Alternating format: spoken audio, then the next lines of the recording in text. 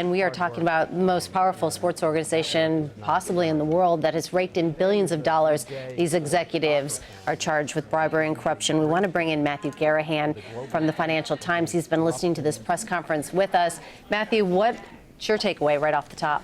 Well, it's quite stunning, I think. I mean, you have this organization, FIFA, which is corrupt to the core pretty much, and it's been able to act with almost impunity over the last 20 years, 30 years even, and finally someone's tackled them, and you have the results of this long investigation, and I think it's overdue. I think those of us who've been watching FIFA and writing about FIFA over the years have always wondered how they managed to get away with it for so long, because they were clearly corrupt at every level. I mean, it's essentially a large criminal enterprise. And now you see finally Loretta Lynch and the Department of Justice really getting stuck into them. And Matthew, just break down for us. We heard a little bit from the Attorney General about what exactly took place that their investigation uncovered, they say. But with respect to some of these bribes, give us a sense of what it is that we're talking about here. When we talk about corruption and money laundering, what is it that they are alleging was done here?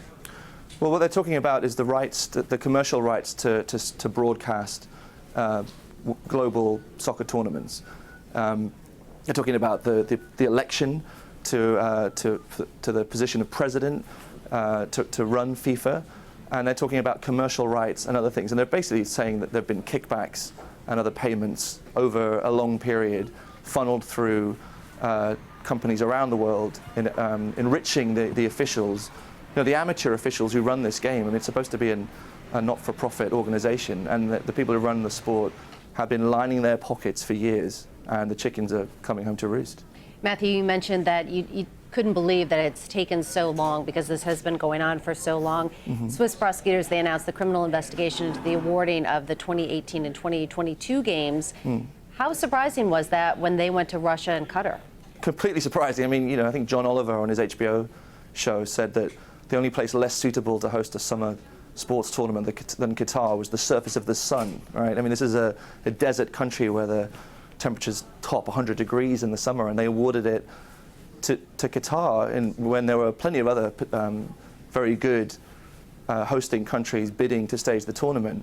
So clearly things went on behind the scenes. There were allegations of bribes that were paid, kickbacks to voting members. And it's important to look at the overall structure of FIFA. I mean, as I said, it's an amateur organization, but you have, you know, single countries and single territories have the same vote as much larger countries.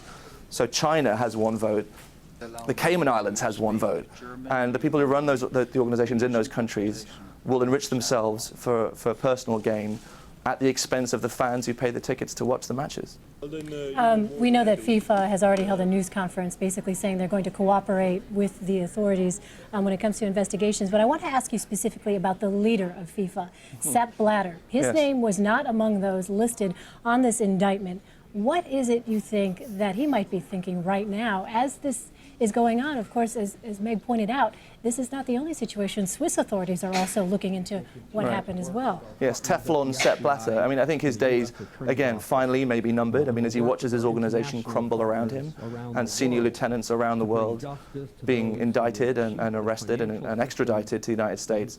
I mean, he's up for re-election on Friday, and even this morning, the word was that he was going to be re-elected.